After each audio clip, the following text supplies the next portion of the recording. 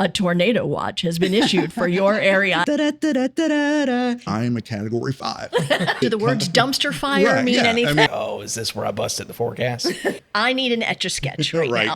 Nailed it. You absolutely. Get out of here. Okay, the podcast is over. We're done. Okay.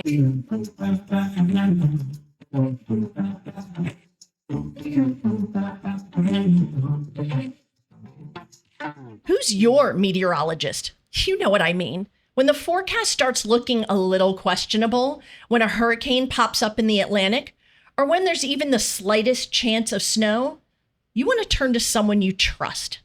For many of us along the Grand Strand, those trusted voices belong to Andrew Dockery and Jamie Arnold from WMBF News. Today, they're climbing into the Coasting Convertible to help us understand what makes Carolina coast weather so unique, why forecasts sometimes change, what newcomers should know about hurricane season, and why the weather at the beach can be completely different just a few miles inland.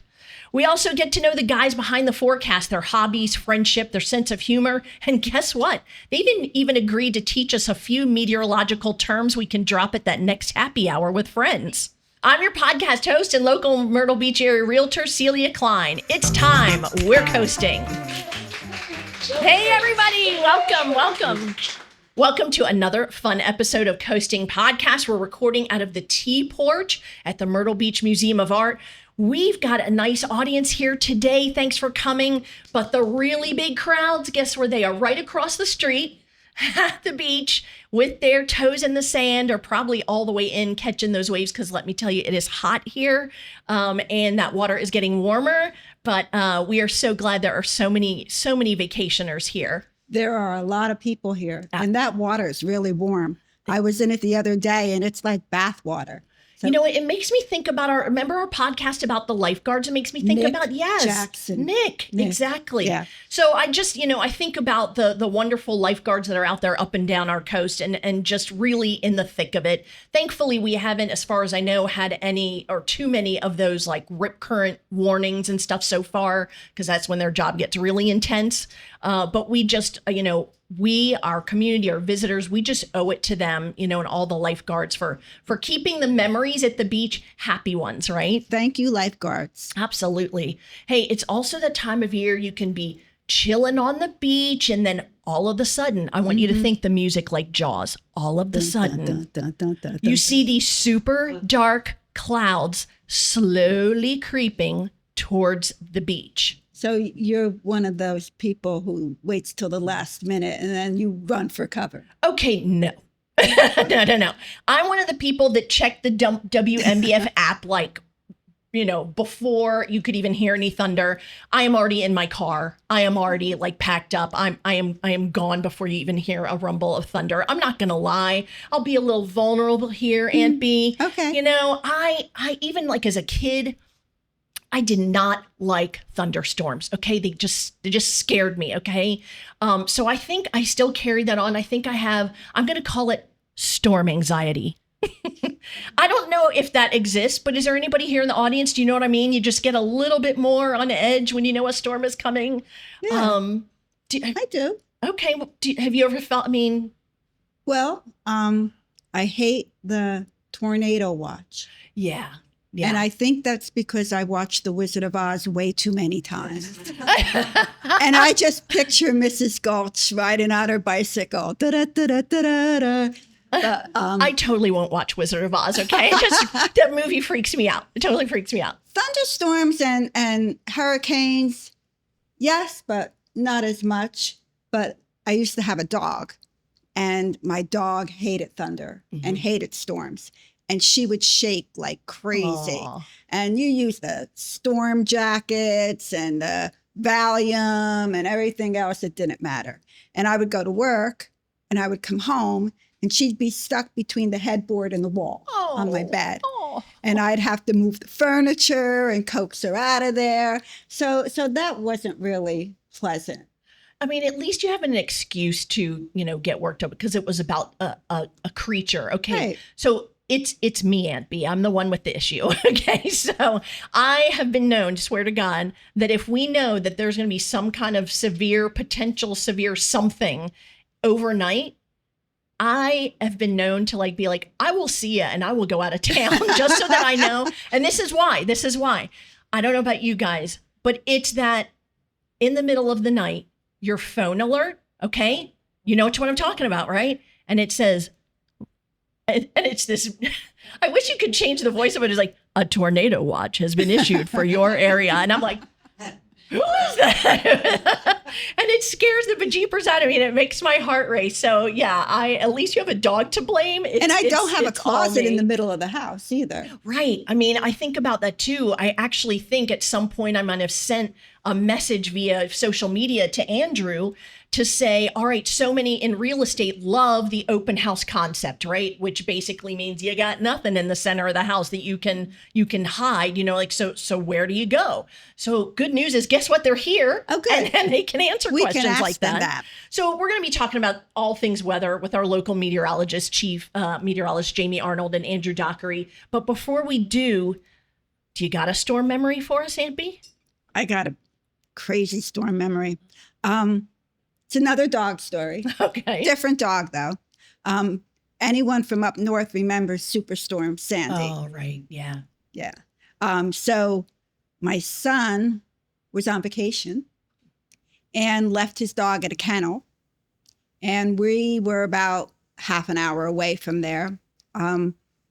Sandy came through, destroyed so much. And there was no gas. Right. There was no electricity. The gas stations weren't even open. And we felt we had to go out to try to make sure he was okay. Driving out there took us well over an hour because we couldn't get across the highway. Trees were down. It was crazy. I do not want to go through that again. Yeah.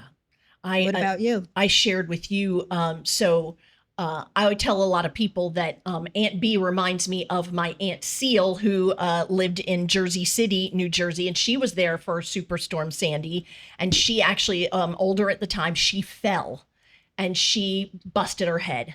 And the neighbors came, they had to, during the storm, and get an ambulance there to get her to the hospital. Wow. And then, of course, she had no power, like you said. And if you'll recall, after that, it was super cold after that. It would really, the temperature dropped. And so we had to find a neighbor who had enough gasoline to get down the Jersey Turnpike partway, meet us to pick up our aunt so that we could take care of her. And then they had to be able to get back to wherever they were going. It was a crazy, the fact that it was never called a hurricane. Again, Another question I have. But so my story is Hurricane Hugo. So there I was. Oh, no. I mean, how much time do we have, people? Okay. So there I was. All right. So I had just started graduate school at the University of South Carolina in Columbia. I think I had just turned 21. So in the scheme of things, not necessarily mature. Okay. And so my graduate assistantship I was in charge of one of the dorms, and it was a 10-story dorm of all freshmen from out of state. Shout out to Bates Hall, which still stands, which means I'm only 23. So sure enough, that storm came in September. And so it was the storm hit on a Thursday, I believe. So Wednesday, they go ahead and they cancel class for everybody on Friday. Big mistake. Because all those students go out and they're like, it's going to be a massive party. Go get a bunch, all kinds of stuff. So then they decide they're also going to evacuate the College of Charleston and the Citadel because they're on the coast. They bring them to the University of South Carolina. So they're like all over. You don't know whose kids that you don't know anything about them, right?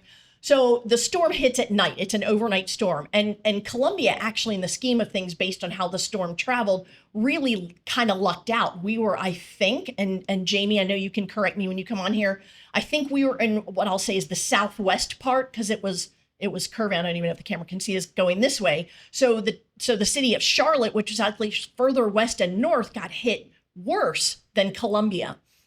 And so of course the power goes out. This building though has some, extra generator, so you some lighting. But the pressure is so great on the outside that these big dorm windows, not all of them, some of them, the pressure's so great, they're popping in whole. Oh my whole, gosh. just boom. And so, of course, now you have scared, drunk, hot freshmen because there's no AC, right? So then you have to tell them all to go evacuate and hide in the stairwells, which are even hotter. And then people start getting sick and passing out. It was a great night. It was fantastic. But one of the memories actually that I have that I will never forget and probably creates the storm anxiety for me is the sound. The sound of the wind is something I have never heard. Every possible crack and crevice you have in the structure you are hiding in, it is going to find a way to get in. And it's just the wildest noise. So I am very, very thankful we haven't experienced a big one like that since. But weather is a big deal. I mean, we think about it, we watch our app, like me, you grew up watching the Weather Channel, listening to your cool, light jazz music, and we think we can predict and understand just like a meteorologist. And, I am just sure that they have heard it all. Our podcast guests have heard it all. And they get to hear even more of it because of the addition of social media. Aren't they lucky? So when we come back from this break, Jamie Arnold and Andrew Dockery will join me in the Coasting Convertible. I am predicting a 100% chance of fun. We will be right back. All the hype about the new exhibit at the Myrtle Beach Art Museum, they weren't kidding. The exhibition, A Lasting Impression, is a private collection of stunning European art spanning from 1868 to 1983. The works shown in your art history textbooks. Some of them are right here in Myrtle Beach. You'd think they would increase the prices to see these pieces, but it's still unbelievably affordable. Just $8 for adults, $5 for anyone over the age of 65, and free for children under the age of 18. Wondering how long this exhibit will be available? We're not telling you. I'm just kidding. Okay. All the details are included in the museum hours. Please visit myrtlebeachartmuseum.org. Welcome back to Coasting. Today's guests are two familiar and trusted individuals for so many of us along the Grand Strand. Jamie Arnold has been helping WMBF viewers understand Carolina weather for nearly 2 decades, with a career sparked in part by experiencing Hurricane Hugo while growing up in Charlotte. And Andrew Dockery joined WMBF after forecasting in Kentucky, where a childhood fear of thunderstorms, I did read that somewhere, eventually, I feel that with you, little karma there, eventually turned into a career spent helping others feel more informed when the weather gets serious. Together, they bring experience, personality, get ready, and just the right amount of weather geek enthusiasm to our local forecast. We'll talk hurricane season, coastal storms, why the beach can stay sunny while areas just a few miles inland get soaked, Jamie's love of snow, Andrew's love of golf and food, and yes, a few meteorological terms you can casually drop at your next party. Andrew Dockery and Jamie Arnold, welcome to Coasting. Thank you. All right, so we've all got, as you heard, Antby and I were talking about our weather memories, right? So it sounds like for the two of you, there might have been a particular memory that might have been a catalyst for you to get into this industry. I've got two memories, two main ones for me. One of them is actually my grandmother's memory. And it's a story that she told me over and over and over again. She was always a weather guru, like a lot of people of that generation. I think when you grow up in the South, in a rural area, you're farming, you're very attuned to the weather, and that's how she grew up. So I used to spend my summers with her, my granny, as I called her, and she used to always tell me a story. I was maybe 2 or 3. It was a typical hot summer day. We were out in the garden picking vegetables, and one of those sudden summer storms pops up. And she sort of gathered everything up, ran up to the house to the front porch, thinking I was right behind her.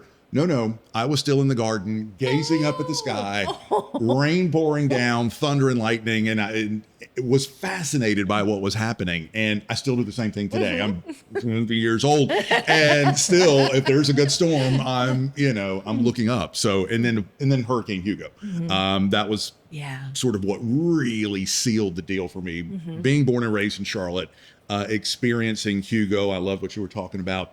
The sounds. I'll never forget the sound of my childhood home creaking and moaning in the middle of the night. You can't see anything, but you can just Yes. hear. The only vague visions you could see in the middle of that night were when power lines or transformers would explode. Yeah. And so just in the darkness, you would get a brief sort of blue glow.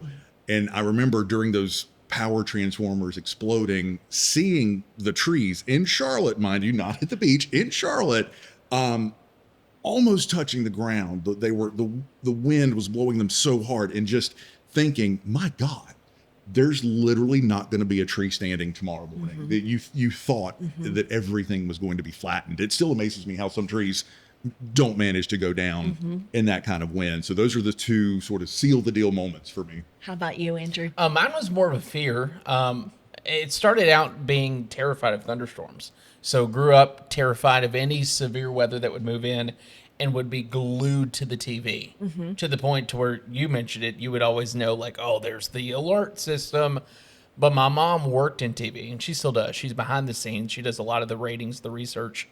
So I had like a backstage pass to get to go in. I'm sure the meteorologists, and I know still several of them there, were probably annoyed with me by the end of it, because that fascination of TV and someone being able to predict where the worst of the weather was kind of drove more of a fear into a passion. So most of those storms for me were not hurricanes, unfortunately, even though I love them now. It was snowstorms. It was severe weather. Tornadoes were big in Kentucky. And then just storm chasing, just getting out and getting into the elements and seeing how fast the wind could be, and being excited to drive straight into the storm, when probably, 10 years ago when I was doing that, I would have never done such a thing. But kind of learning the science and being like, oh, that's cool. But then also the difficulty, and I know you can test this, of, okay, severe weather's going to happen in this area, can't wait. And then you go and it's sunny skies and you're like, okay, what happened? So understanding, okay, hey, it's not always as easy as it looks and seems. So kind of the fascination. So you're telling me in order to get rid of my storm anxiety, I need to go back to school to Just become go a into it. meteorologist? Yeah, Okay. Easy All right. peasy. Yep, that's Oh, it. sure. Yeah. And just go straight into it, figure it out that way. So certainly a different approach. Obviously I remember some memorable storms. But yeah, it was always just kind of like the being in it. And I think that's what it was for Jamie too. Yeah. So Jamie, you have been at WMBF for a hot minute or two. 18 years ago last week. Really? Yeah, Congratulations. thanks. That's awesome. Yeah. So what are some of the things that have just been a pretty big change for you in how you do your work?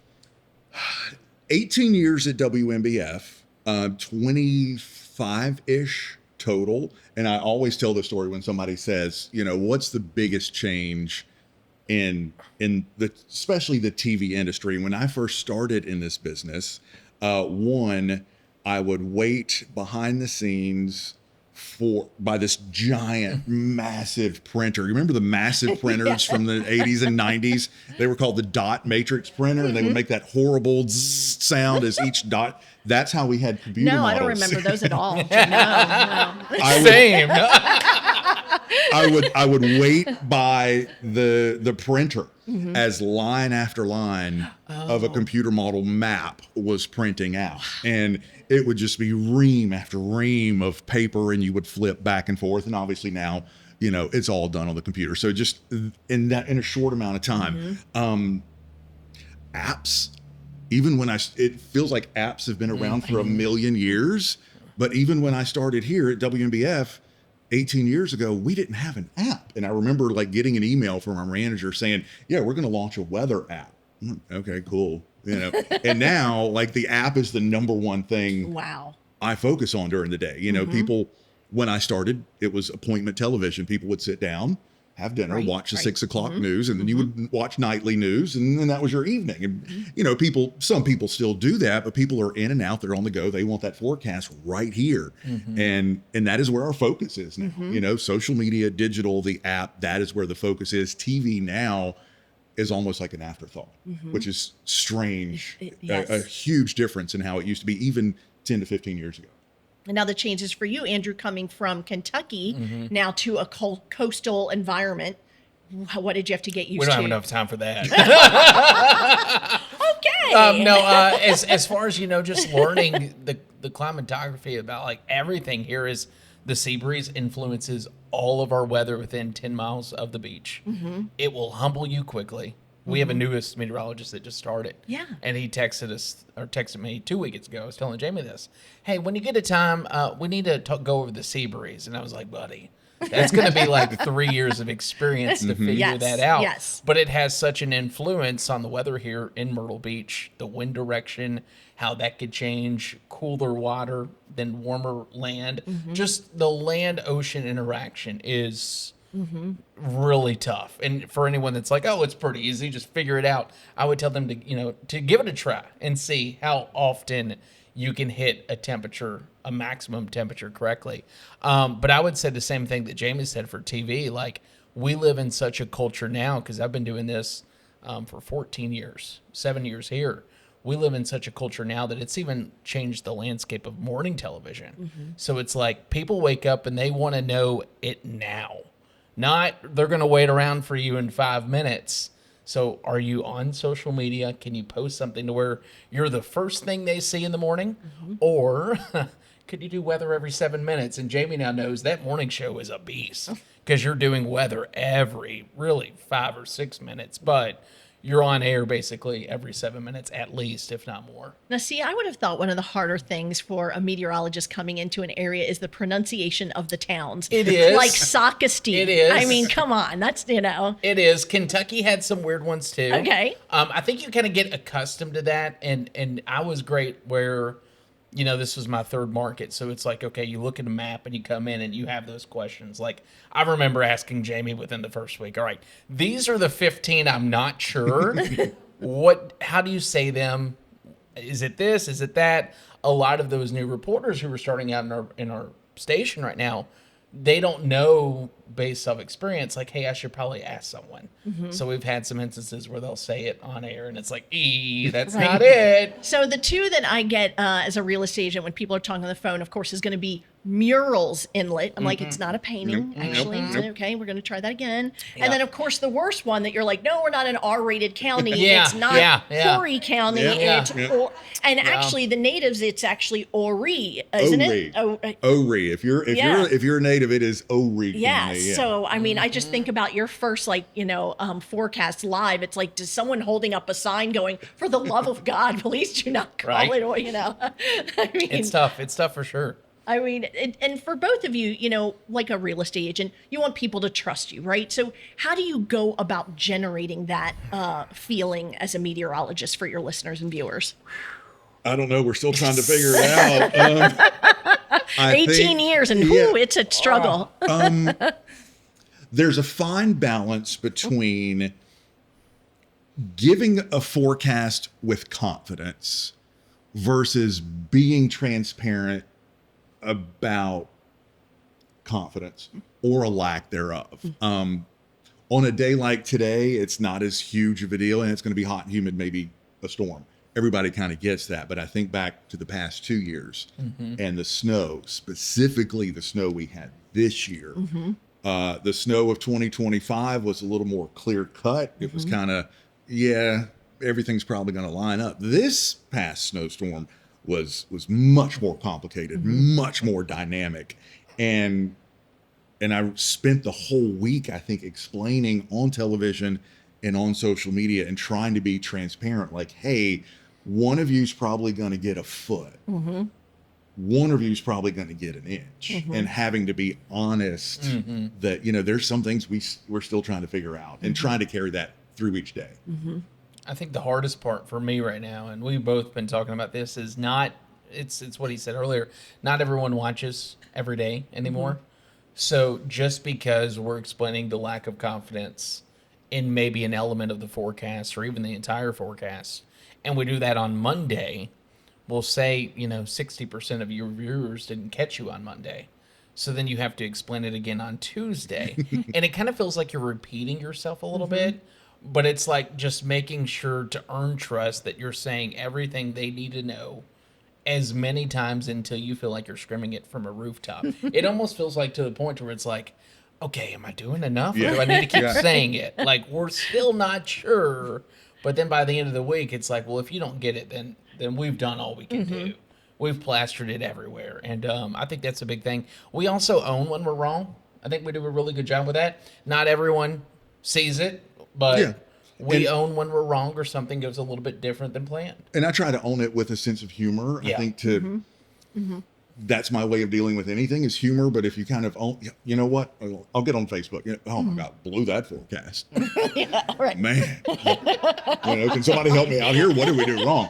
And I think that helps a little bit. Do the words dumpster fire mean anything? I mean, that kind of, I think, resonates with people. If, I may sometimes go in with a bit of a scientific explanation, but at the end of the day, I'm still going to work tomorrow. Yeah. And I can't dwell on it. Right. I can't. Okay, well, let's learn and move on. I've got the next day to worry about now. I think that confident TV voice has a little something to do with it too. What do you think, guys? When they can, when they come on and what. The confident TV voice you learn, and we've talked about this a lot. Speaking of this snowstorm, this past year. I don't know if you all remember the forecast, but initially, like that Thursday, the snow was Saturday into Saturday night. That Thursday and even that Friday, we're like, snow probably going to start about midday Saturday, about midday. By 3 o'clock Saturday afternoon, you need to be home. At 2 o'clock Saturday, the sun was out. And we were at work. We were worried so bad. And then it was 3 o'clock. And then it was 4 o'clock. Okay, it was cloudy, but there's no snow anywhere on the radar. And there was a moment there, we were getting ready for the 6 o'clock news, and it was 5 o'clock, and it was not snowing. And I was just sitting at my desk, panicked, in an internal panic, oh God, we're going to blow it. This isn't going to happen. It's one thing to blow a chance of rain around here. Blowing a snowstorm around here is not good. And then to kind of have to portray confidence when inside I'm like, oh God, is it going to happen? Praise God, it started snowing literally at 10 minutes before 6. It started to snow, and we were outside doing the forecast with the snow coming down, and I wanted to cry. I was so happy. It filled in quick too. It did. It verified. But it's definitely a voice of confidence, not always inside. Exactly. There's another voice of confidence. Yes. What is a little bit of a change of topic, one of the funniest or strangest things someone has ever asked you about the weather? And I'm sure it was not, via an email. It was probably like catching you at happy hour or a grocery store or whatever, when you're having an actual personal time that someone comes up and asks or says. Ooh, that's a good one. Yeah, I mean, that's 3 podcasts by itself of the things that people say. They're not necessarily bizarre, although here in the last year, 18 months, weather modification is kind of the one, they're spraying chemicals and making hurricanes and steering hurricanes. So you have to deal with that craziness sometimes. But people feel like they know you when they watch you every day. So, the most common thing that I get out in public is, you look real fat on TV. I was wondering. Yeah. All the time. Yeah. You look really big on TV. You're a lot skinnier in person than I thought you were. I thought you were fat. I get that all the time. Yeah. Or I wish I could get paid to be wrong. We get all that. We get all of it. After hearing that comment, I wish I could get, be wrong half the time and still get paid. So now I kind of have a smart aleck response to that I've started using the past 3 years, and it shuts them up immediately. I'll get the comment. I was like, and you wouldn't believe how much they pay me. And they're usually like, oh, crickets. Exactly. All right. Alrighty then. Nice to meet you. Okay. Yeah. Not the funniest. I mean, the funniest moment, I think, Sam's Club, in the bathroom. Oh my gosh. Just breaking a barrier, I guess. Hey, what's the chance of rain on Saturday? Urinal to urinal, just guy. And I'm like, excuse me? And I was so called off guard, I didn't even answer him. I literally panicked. That's the one that sticks out to me. The fat thing is also a big one. You look a lot older in person. I'm like, oh, so I look younger on TV. What else? I don't know. I think that's mainly the big ones. Yeah. what you said. Crazy. Now we're going to dive into some of the weather stuff because we got a lot of questions about weather. Okay, so I used to live off Highway 90, which is technically Conway, but you know you're just taking that 7-mile road in International, and you're already in Myrtle. And we experience, and I know I have some audience members who live in that community I used to live in.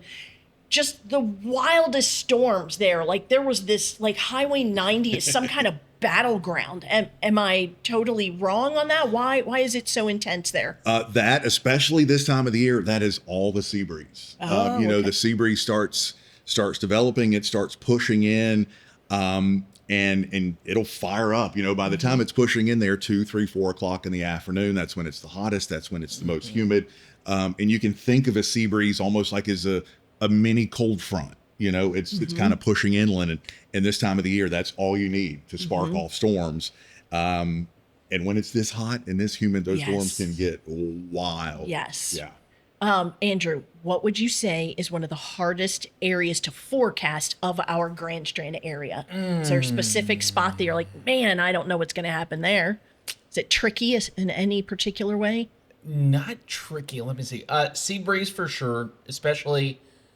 There's always one time a year, and Jamie and I talk about this every time. Sea breeze typically will weaken storms, especially early on in the summer season. But there comes a time in a period where the sea breeze, you get it perfect, honestly, a day like today. Winds have to be oriented out of the east. And a sea breeze is basically the cooler air coming in and basically creating that boundary. Storms will be coming in from the west, as they typically do. And there's a time of year, typically June-ish, late June. We really haven't had it yet. Yeah, not yet. It's going to come. And there will be a time where you're going to be like, oh, I remember Andrew saying this. Storms are coming in from the west. You can see a sea breeze is present, or even if you're out on the beach, you can feel it. That sea breeze will just blow that line of storms bonkers to the point to where it's like you put a 30 to 40% chance of rain in, or whatever. But you see it coming in, you're like, oh, is this where I busted the forecast? And it happens usually 1 or 2 days a year. And we're going to be due for it. And I hope that's what kind of gives us a good 2-3 inches of rain. It was 4th of July 3 years ago? 4 years ago. 4 years ago. I lived in Little River then. God, Yeah. that was Oh, crazy. That was the crazy one, yeah. same culprit. Yeah. That was the exact thing that we're talking about. And they just stay and they stall and they just blow up, and big rain producers. We're due for it. We need it badly. But Yes. that's probably the toughest day to forecast personally. Because you know it's always a possibility, but it's like, is it going to happen? So one of the things, I have a brother who lives out in Colorado. They're always, of course, there's always fire risk, right? I mean, it's just always so dry, and they beg for that snow in the winter so they can have that good water table. So here I am talking to him. I'm like, we're in a severe drought. He's like, what? And then, of course, one day I might be like, we had an inch of rain in 10 minutes, kind of, So, I mean, from the standpoint of, let's talk about drought, because people don't think of the Myrtle Beach area and then think drought. So either one of you, I mean, is this normal even for this time of year? We've had droughts. I have to say, in my 18 years here, this is probably one of the worst. Usually, as we start getting into June and July, we do start to get the daily thunderstorms that kind of will chip away at a drought. But man, this one, it's hanging on a long time. And I'm a little worried now that it may keep going for a little bit right on into, maybe August. Of all the droughts we've seen around here, I always kind of joke about this is, best way we get out of a drought around here is a hurricane. We'll literally go from 1 week, oh God, please let it rain, to the next week, oh God, make it stop raining. We did it a few years ago. If you remember the flooding that we had from Debbie, we were also in a severe drought, and we went from record low river levels to the rivers flooding in a week. So we're going to turn this around at some point. Exactly. Probably in a big way. When that point comes, I'm unsure, but I think certainly by the winter, but I think it's probably going to be a pretty dramatic reversal. Yeah, because July is usually, I always think to myself, it's one of the more wet, we have more precip in July. And I always think that's the month we have the most visitors. Yeah. And they're always on, in the Facebook groups, the forecast says it's supposed to rain every single day. Right. And all of us locals are like, yes, We need it. Right. Good. So when we hear, Andrew, that you guys give a 40% chance of rain, can you please explain, what does that really mean? You want the political answer or the right answer? Technically, what that means is if I say 40% of the coverage area that we forecast for will get measurable rainfall in that day period. That's how I do it. The official definition, this is where it gets tricky, is the probability equals confidence times the area. Wow. Okay. I need an Etch-a-Sketch right now. Yeah. Right? And it could get really complicated. So, for instance, if I say it's going to be a 60% chance of rain, but I'm only 50% confident, theoretically, by math equations, that means it's a 30% chance of rain. That's confusing. That's not how I forecast. I know that's not how he forecasts because math is hard. But Well, what are you saying, Andrew? to both of us. But I forecast where I say, hey, 30% chance of rain. I think there's a good chance 30% of our area sees storms today. That's the easiest way to explain it. That can be a little bit more complicated, but typically if I know there's going to be more storms in the PD, that's why you'll see a higher chance there, lower chance for the beaches. Right now, though, the rule of thumb, when you're in a drought, you forecast a drought. Even if the data looks good, you go lower.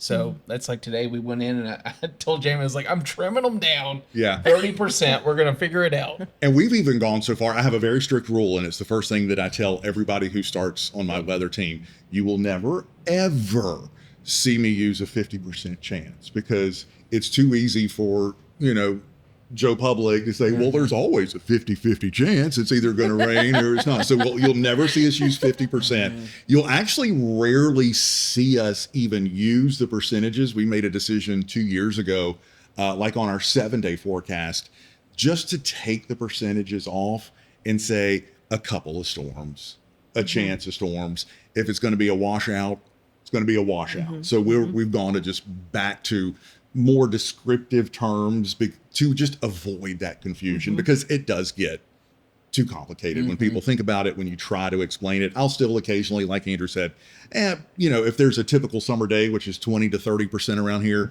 I'll say, 80% of you are staying dry today. The other 20% of you may get a storm. And hopefully that helps get the message across. And we've got a lot of positive feedback from taking the percents off. That's good. It's easier for everyone. And I think it makes you plan accordingly when you just see a couple of storms rather than 40%. We've had so many people cancel stuff for 40% storms back in the day. No, they can make the judgment, I think, better off like a few storms. Okay, cool. Got it. Yeah. So now it's time to talk about hurricanes. So obviously when I get... We're in. My I favorite. thought you were going to do that for favorite. snowstorms, Yeah, Jamie. well, it depends on the season. Okay. So obviously, again, real estate agent, you get the phone calls from people. And like I said, number one question is always, are there alligators? Number two is they want to talk about hurricanes, okay? Yes. And, not only did I vacation here prior to living here, I've been here almost 9 years. I just, so my first year here was Florence, that we don't really have the big storm or have not recently. Is there a meteorological, okay, I'm going to tell you what I make up. All right. This one, I'm just going to go with it. All right. Okay. Here we go. Okay. So, you know how our coastline is crescent shape, if you will. I say that when the storms are coming up the, Atlantic, they're not going to necessarily take a hard left and follow our coastline, that they're going to keep going straight and hit Wilmington, Outer Banks, etc. Work with me. What do you think? Nailed it. Yeah, absolutely. Get out of here. Okay, the podcast is over. We're done, okay? Geography. I'll see you on WMBF. Okay? Got an opening. Geography does help us because, yes, we are tucked back. Okay. You can imagine the South Carolina coast. And then up to the North Carolina coast, Cape Hatteras is sitting up here. Yeah. And Bullseye, I always joke, all the hurricanes that Myrtle Beach prays away, goes to Cape Hatteras. And it even goes lower. You go down the coast, you get back towards Savannah, and it's extremely rare for them to take a direct hit. We do get a lot. The classic steering pattern of a hurricane is sort of across the Atlantic, and then it makes that turn. Fun fact, this is where I'm going to really geek out on hurricanes. I love it. Bring it on. The only thing a hurricane ever wants to do, and I want you to remember this, all a hurricane wants to do is go north. It just wants to go north. Hurricanes are the way of keeping the earth in balance. Without hurricanes, the poles would get colder and colder. the equator would get hotter and hotter. The planet would be uninhabitable without hurricanes. They are the great global air Wow. conditioning. They Okay. keep our planet in balance. We have to have hurricanes. That's why if you look at a map of the northern hemisphere of every hurricane that has ever formed at some point in its life, it goes north. It is taking heat out of the tropics and taking it into the northern part of the globe towards the poles. That's the science behind hurricanes. Well, most of them do that, make that turn off to the north and the northeast, and we are sort of there. You know, sometimes we get clipped, sometimes they go just east, and then occasionally they don't make that turn until too late. And that's when we get the bad hits, the direct hits, the Hugos, the Hazels, when it misses that turn. Yeah, if you look into the history of our area, look at Hazel, study that. It's wild. What it just completely, I think, turned the page of a new chapter of Myrtle Beach. Honestly, you know, with federal funding that helped, you know, all of a sudden you have a lot more high rises, condos, etc. But you know, from the standpoint of what scares me is the outer bands, because they have a lot of juice in them. So we may not have gotten the big hit. But Andrew, talk about, you know, is that hard to, I mean, or is that easy to be like, I know exactly where that sucker's about to go and where somebody needs to take cover? I would say we've gotten really good about where a hurricane is going, especially with the help of the National Hurricane Center. I think the thing that's always the trick is that 50-mile wiggle, or what we call as wobble. That 50 miles can make all the difference on if you're going to be talking storm surge, tornado threat, strongest winds. Typically, we're not as confident there until 24, 36, 48 hours out. But that cone is, hand over time, has just continued to be so good that I think is the easiest part for us. What really helps us out is, and I know people hate to hear it, but we have lived in an area, especially with that active pattern with Matthew and Florence, where it was, 7 years in a row with the named storm. We know now, especially after Matthew and Florence, what certain surge heights will do to our area, what this looks like from previous storms. So what really helps us out, what I love about our coverage, is we can see where a storm could come in and be able to kind of tally our forecast based off previous storms. Sure. So, hey, if you were here in Matthew, this is the number we're talking about right now. And immediately And people know. yes. Which yes. is great. If you weren't, talk to your neighbors. And this is what we're expecting. Ask where the water was. And that's really helped us out a ton. We're kind of fortunate, and I know it was terrible for Matthew and Florence, but we're kind of fortunate to have the stretch that we did for the future, because now it's like, okay, if you remember what Florence was, if you remember what Matthew was, this is now what we're thinking.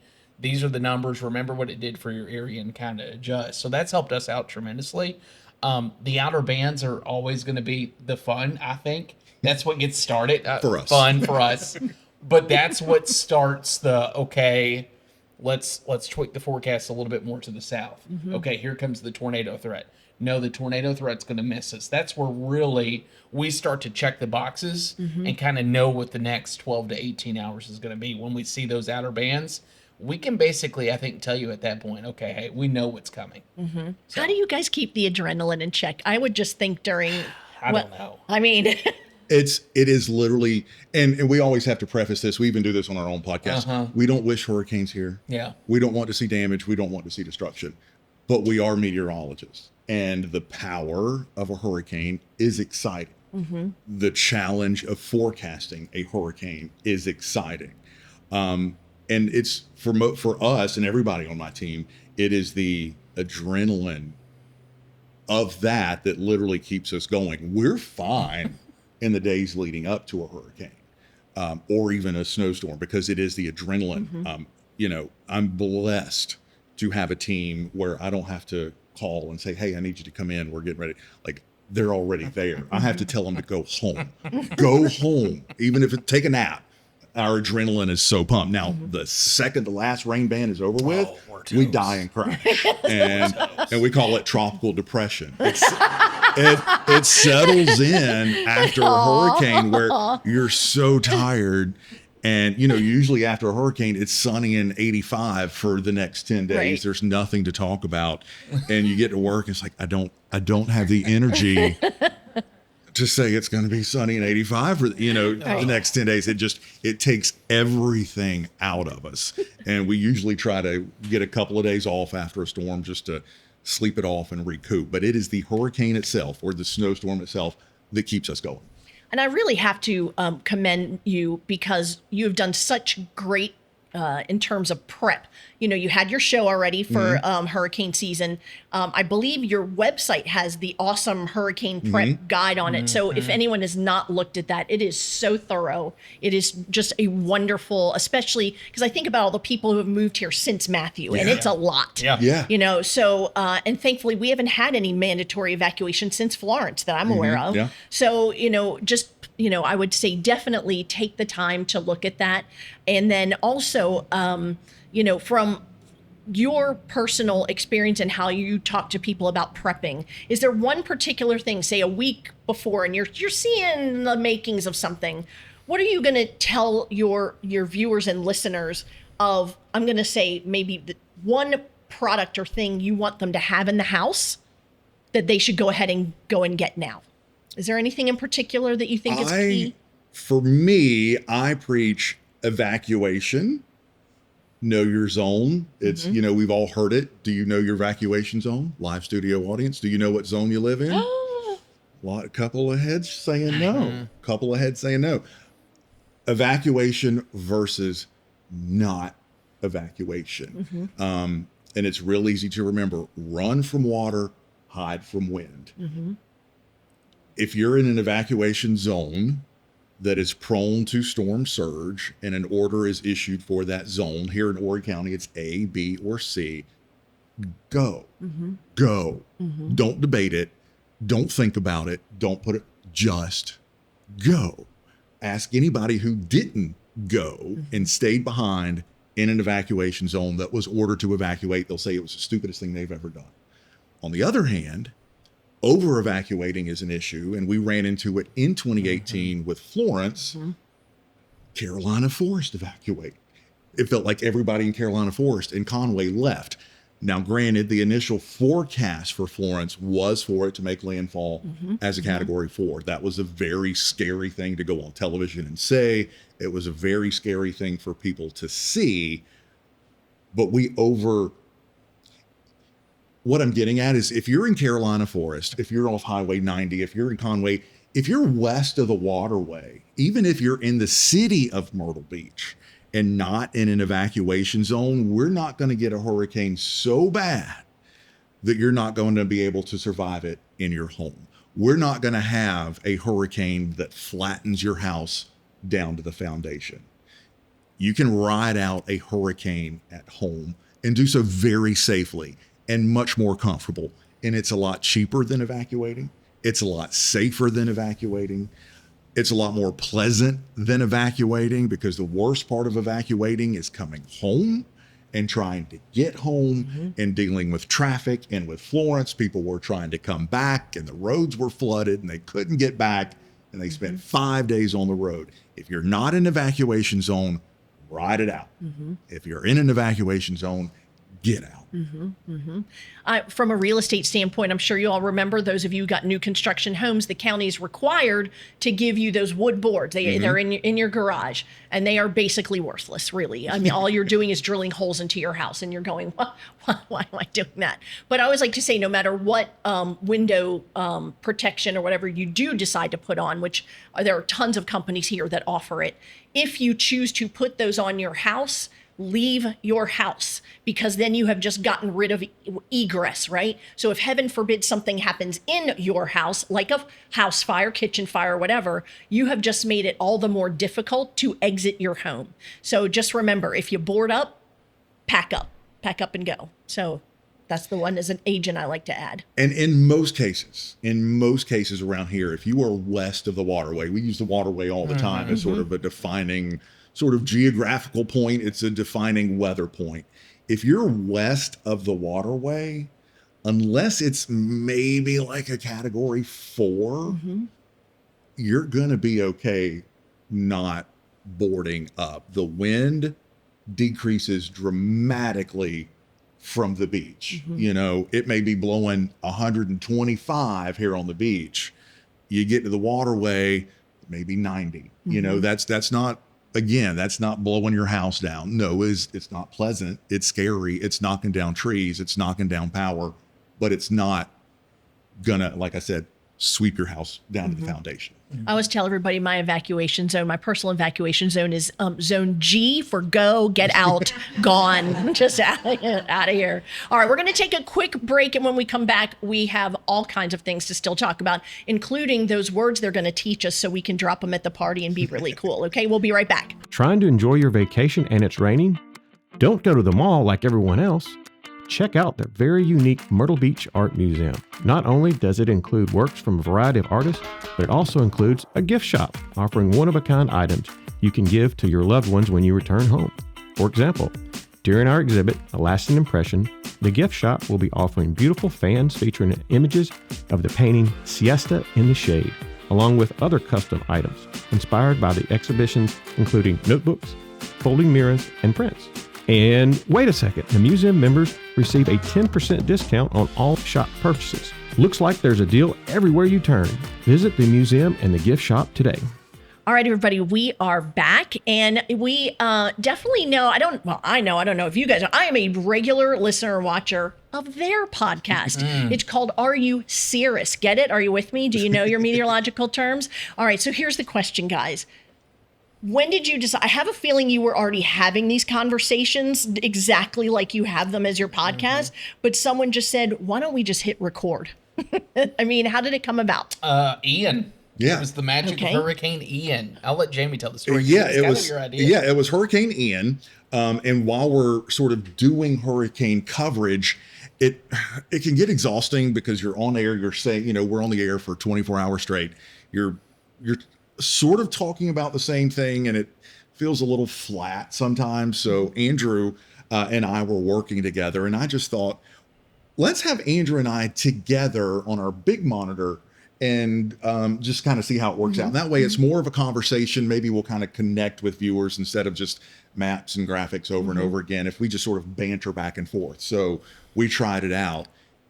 And I hate to be like this silly about it, but it was literally like TV magic. We were finishing each other's sentences. I knew where he was going to go next. He knew where I was going to go next.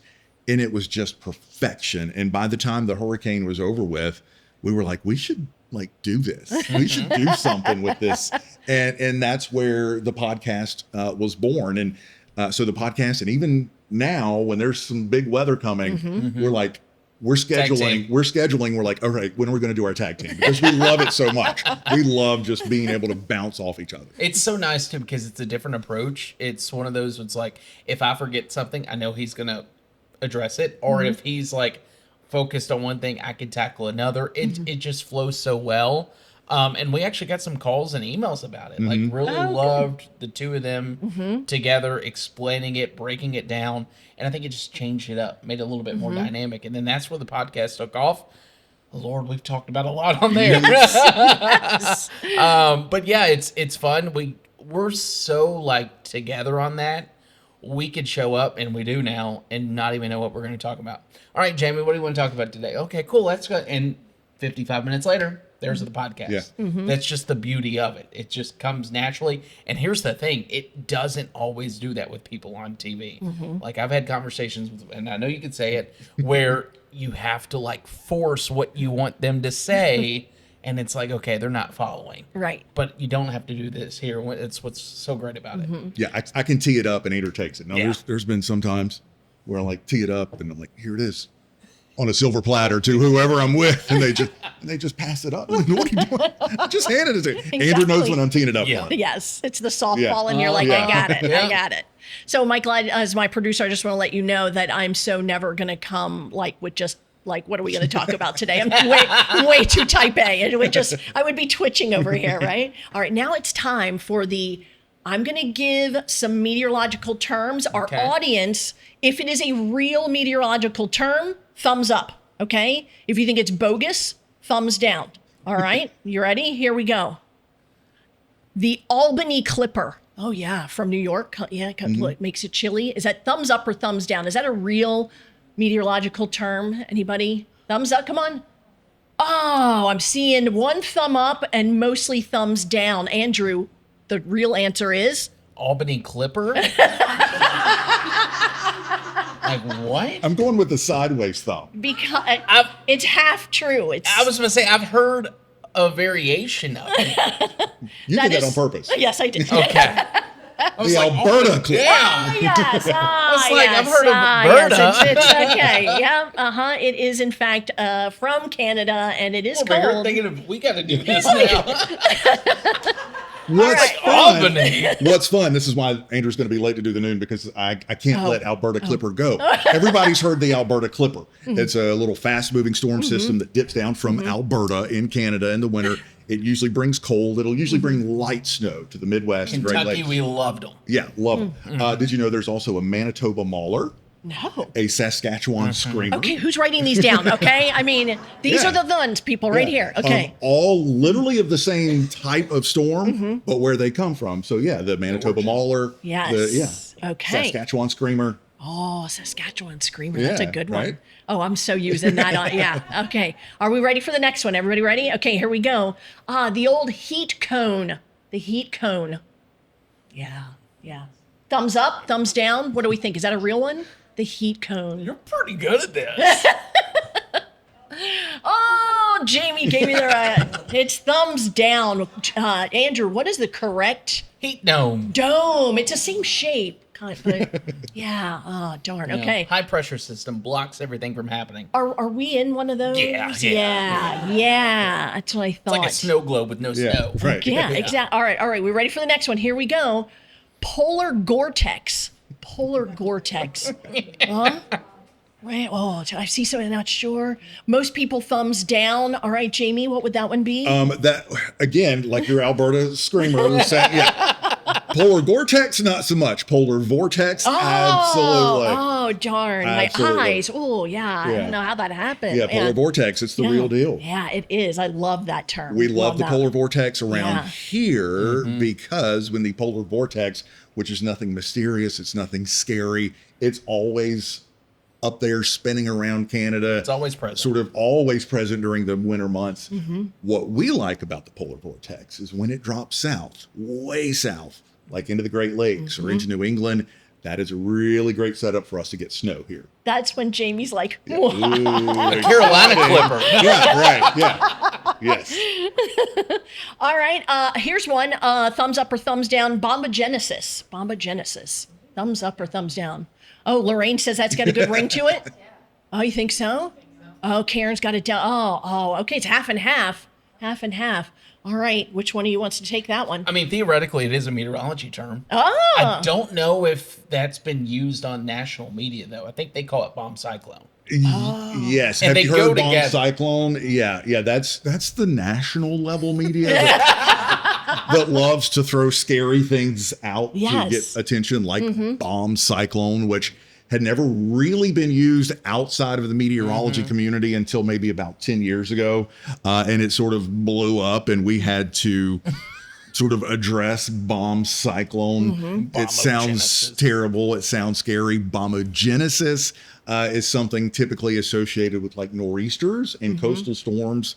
They have to meet a certain meteorological threshold for how rapidly they intensify. what do we say? What's they? The storm itself or The low pressure. low pressure, how rapidly, if you want to get super technical and check me up on this, a drop of 24 millibars in under 24 hours Oh, wow. constitutes bombogenesis. That sounds like a scary storm right Yes. there. All right, here's our final one. Are we ready? Okay, are we ready? Okay, here we go. El Nino. El Nino. Oh, yeah. Oh, yeah. Oh, yeah. Yeah. Wrong. I'm so evil. I like I the am little so play on. evil. I am pure evil. Okay, so which one are we experiencing right now? Right now, it's actually, I think, neutral, but it's about to go toward El Nino. And that's been the big talker is El Nino would form as we get into that October, September timeframe. This one's going to be the super El Nino is what they're calling it. It's still an El Nino. It's just very strong.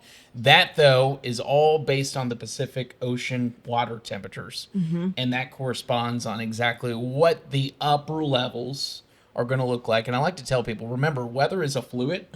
and it's a three-dimensional fluid. It's not just what happens here at the surface.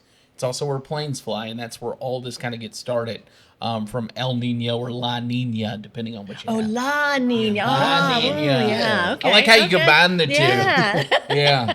And then there's the in-between state, which we jokingly refer to as La Nada. Where it's not El Nino or La Nina, it's La Nada. I love it. I love it. All right. So the one I love to drop every once in a while, I'm so impressed with myself, is bow echo. Does anybody know what that one is? Oh, look at you. Oh, okay. All right. That's a 5-cent word right there then. Okay. So what the heck is a bow echo? And is it something we should be worried when we hear it? If you hear me on air saying there's a bow echo headed for you, you should probably perk up a little bit. Okay. I would probably never say it because most of my viewers are like, oh, Darn, I'm no, not there he goes cool. again, Okay. you know. But yeah, so you take a line of thunderstorms, and if conditions are right, that line will start to bow out. And on radar, it'll actually look like a bow, or a backwards parentheses. And usually with a bow echo, you're going to get very strong winds on the leading edge of that bow. Sometimes on that bow echo on the top and bottom, you can actually get little spins and little tornadoes that pop up in there. So yeah, bow echoes are ugly. Oh, well, Yeah. okay. All right. So now it's your time. Andrew, you get to teach us a meteorological term that we get to drop at our next happy hour. You ready? Oh. QLCS. Oh, is he you going went big time? hardcore. Wow. I love It your is reaction. a quasi-linear convective system. QLCS. Anyone got a guess at what that is the term for that we Quasi-linear use convective. more often on TV? A line of storms or a squall line. Oh. But the official definition is a quasi-linear convective system. Oh, A QLCS. So Love there you it, go. Andrew. Well Yeah. done. And to bring it all back home, a bow echo. That's why I said it. A It was on bow my head. echo can actually be part of a QLCS. Yeah. Oh, okay. Yeah. Do Get you in just multiple love this? bow The two of them echoes. are like, oh, yeah, top that. Oh, yeah, I got one for you. What's yours? Yeah. Show off. I'm going to keep mine simple. I'm going to go from bow echo to hook echo. Everybody heard hook echo? No. Hook echo is another radar signature that we look for in thunderstorms when we are watching a tornado threat. So you have a thunderstorm, sort of the parent supercell thunderstorm. A supercell is different from a regular thunderstorm, and that a supercell thunderstorm is actually rotating. The entire thunderstorm is rotating. So if it's rotating tight enough and conditions are favorable enough, on the backside of that thunderstorm, you'll see a little appendage, and it looks like a little hook or a backwards comma. And it's right at the base of that little comma and that little hook where you look for a tornado. So that's the first thing that we look for. Then we start looking at velocity and which way the wind's going, but always look for the little hook echo. Okay. Yeah. This is awesome, you Yeah. guys. Are you? I mean, I'm going to try these out. I'm totally trying these out. Now, okay, keeping with weather terms. Yep. You guys, I'm changing my topic just a little bit. You guys have such an awesome team. Love the other meteorologists that are a part of your team. And the new, and there's Jenna, and now what's the name of your person? Austin. Oh, that's right, Austin. Loving your social media Yeah. posts, hysterical. So if Jenna and what's his name again? Austin. Austin are going to describe you two Okay. and your personalities using a weather term. Oh, weather term. Yes, I'm going big time. Okay, all right, here we go. All right.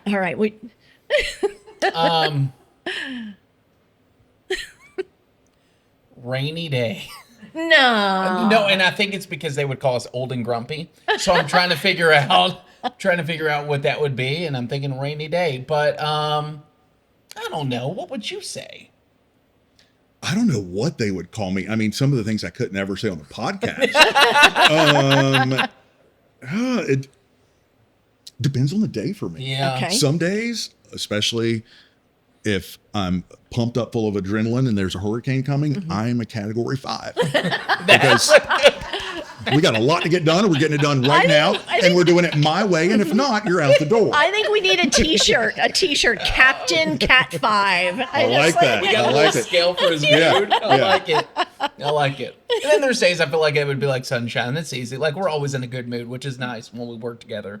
But yeah, I just figured like those two together, especially if they're talking about us, will always take a jab. They will. Yeah, they're going to take a jab Yeah. at us. They're the kids. Yeah. I want to talk about the feel goods now. When people either send a message to you or get a hold of you and just thank you, or just, say in some way how much they trust what you're doing. Tell us about one of those. Any of it. I love it. Some people will come up and say, "Oh, I'm so sorry to bother you. I don't want to." Please bother me. If you see me at Kroger, if you see me at Walmart, if you see me, please come up. And you can tell we love to talk about weather, and I will talk about it. I don't care if I'm having dinner. I don't care if I'm sitting at a bar having a cocktail somewhere. Come sit down and let's talk about it, because one, that means you're watching, and that means I'm getting paid. Same. Two, we just love it. We just love it. Come up and let's talk about it. Yeah. The inbox is always, I feel like, full at some point with both of us. And we try to respond to as many nice and not nice messages as possible. But it always makes your day, because it's like, this is what you grew up wanting to be. And I think of like going back to even me, like being terrified of thunderstorms. Like, I looked to one person back then. And if we could even be remotely close to what that person is for someone else, day made. Yeah. Or they can trust us enough to turn on the TV to say, "Oh, what's Jamie think?" Got it. All right, perfect. Well, we're done. Yeah. That's always what it's been. And I think that social media edition has just changed your world so Oh, much. yes, it has. And so you get all kinds of comments, right? And so one of the questions I had in there is just kind of like, is there anything out there under the umbrella of meteorology, pun was intended, that you just want to write back, "Trust me, that's not true," and magically have that particular topic Lord. There's a disappear? lot. Weather modification. Yeah. And for some reason, all the crazies flocked to my Facebook page when the weather modification kind of started to go crazy. It really took a foothold with Hurricane Helene. That there was this narrative that just crept up that Helene was steered into Western North Carolina, and that hurricanes never do that, and that it's never rained that much. Wrong, and I felt like it almost sort of preyed on the ignorance of, not that people are ignorant, but just the history of weather. Massive floods in the mountains of the Carolinas or West Virginia or Virginia from tropical systems has always happened long before we were here. And it was terrible, and it was horrible, and it was heartbreaking, but it was not new. It was not new. Hurricanes have always done that. Hurricanes carry insane amounts of moisture. You run that into a mountain and you're gonna get insane rain amounts. But just this narrative blew up that it was modified and steered and pushed that way for some sort of political land grab, whatever. No, we can't do that. Right. And conversely, go ahead, Andrew. And I wish, and it goes in the same retrospect, and I don't say this because it's going to be like, wow, that's harsh, but I wish everyone could go through a Florence or a Matthew or a Helene or a weather-changing event. Doesn't mean that anything happens to them, but I wish they could go through something like that, so when we're forecasting the potential, it's taking more serious. Does that make sense? Yes. Because there's still so many people in our comments right now, it's like, "Oh, another bust, here we go," or "This is never going to happen." And it's like the people who used to say that and then something does happen. They'll never type that again. You get what I'm saying? I don't wish that on anybody, but it's also like, very much. you understand, like, this is why we prepare. It doesn't say it's going to happen exactly how we expect, but it's that psychology of weather, an event happening in your area that eliminates a lot of those issues, like weather modification. Right. Conversely, now we switch, and our last question is, what is something after doing this for the years that you have that still just amazes you? I still get amazed that I get to walk into a TV station every day and like I'm in a cool studio and like with bright lights. I mean, it's pretty simple. Like I'm in front of bright lights on a green screen talking about weather every day of my life. That still blows my mind. Yeah. That this is our job. Yeah. I mean, it is. It's just, it's weird to think that, and my wife would say it. I mean, we've talked about this. It's to the point where it's like, when the weather's quiet, we relax. We still post, we still work. Sure. But we're going to put in the hours when hurricanes come, obviously. So it's like, if it's sunny and 85, I'll bounce early. I've told boss man this.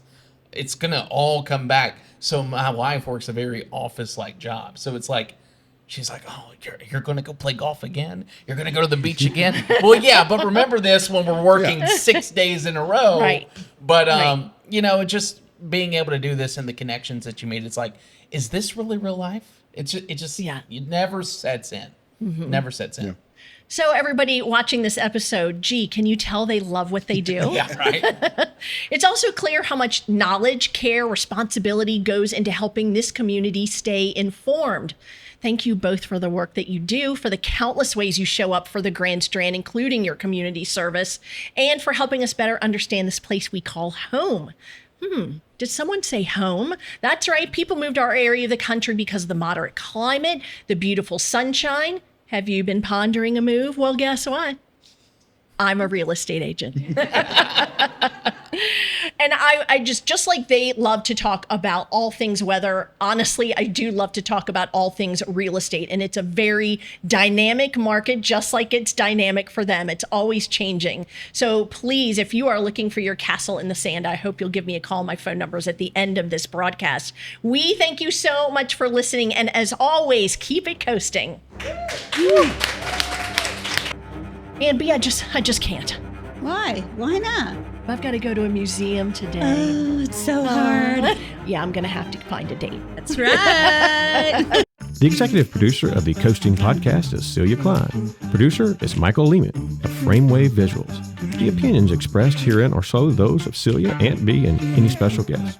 Good news. Agree or disagree? You have that liberty.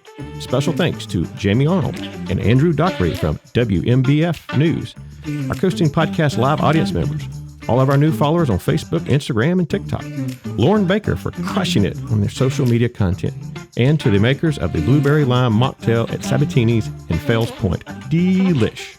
As always, thank you to our members of our armed forces and their families. May God bless you. Celia is a licensed realtor in both South and North Carolina. For assistance in either buying or selling real estate, please call 843-321-9646. The Coasting Podcast can be found wherever you're currently enjoying your favorite podcast. We appreciate you watching and listening. Please tell others about us and help us reach our goal of 200 subscribers. Any questions or ideas for future episodes, be sure to send them to coastingpodcastsc@gmail.com. Blessed are the peacemakers, for they will be called children of God.